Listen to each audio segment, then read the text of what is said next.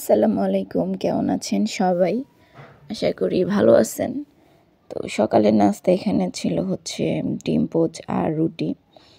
দুপুরের জন্য এখানে হচ্ছে লেয়ার মুরগি যে শক্ত, ওই মুরগি রান্না করতেছে আর হাঁসের মাংস রান্না করবে।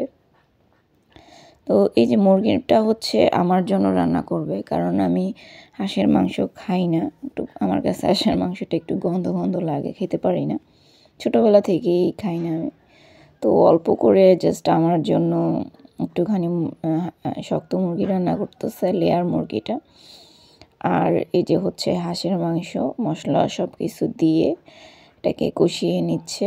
এটা হচ্ছে আব্বু আর আম্মুর জন্য।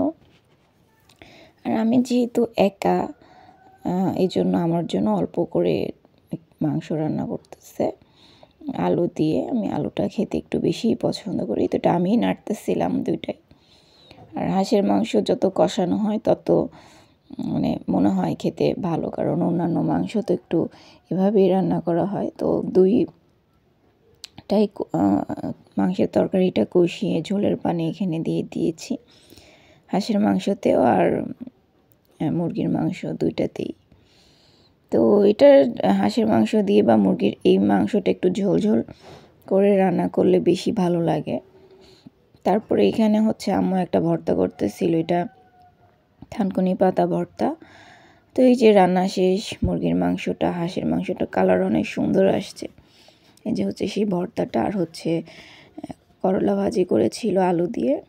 এই তো ফার্স্টে করলা ভাজি দিয়ে নিয়ে নিয়েছি। তো করলা ভাজিটা ভালো হয়েছিল, একটু আলু দিলে তিতা কম লাগে। তারপরে হচ্ছে মাংস একটু ঝোল ঝোল রেখেছে, তো খুবই ভালো হয়েছিল। আমার কাছে এই মুরগি ভালো লাগে, একটু শক্ত দেশি মুরগির মতো কিছুটা।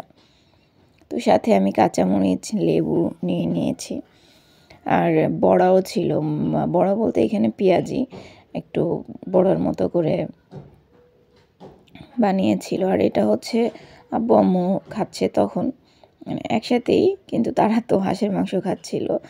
তো এই যে হচ্ছে হাঁসের মাংস দিয়ে খাওয়া হচ্ছে তাদের, আর আমার তো খাওয়া শেষ। তো হাঁসের মাংসের কালার দেখে বলছে যে না, ভালোই হয়েছে। তারপরে এটা হচ্ছে সন্ধ্যার দিকে ভাবলাম যে সব কিছুই যেহেতু বাসায় আছে, একটা কেক বানাই ছোটোখাটো।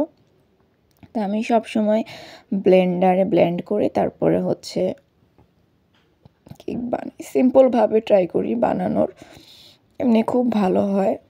তো ওই যে ডিম, চিনি, তেল দিয়ে আমি ব্লেন্ড করে নিয়েছি।